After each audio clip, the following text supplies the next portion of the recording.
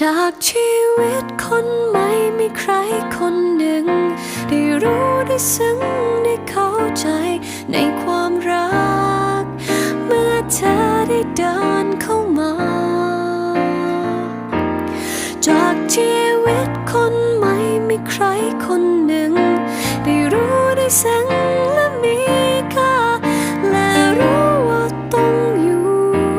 เพื่อใครแค่มีเธอคนเดียวอะไร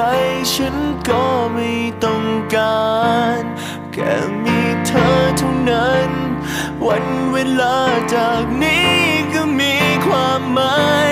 แค่มีเธอคนเดียวก็เปลี่ยนโลกนี้ไปทั้งใบและเปลี่ยนหัวใจฉันไปตลอดกาล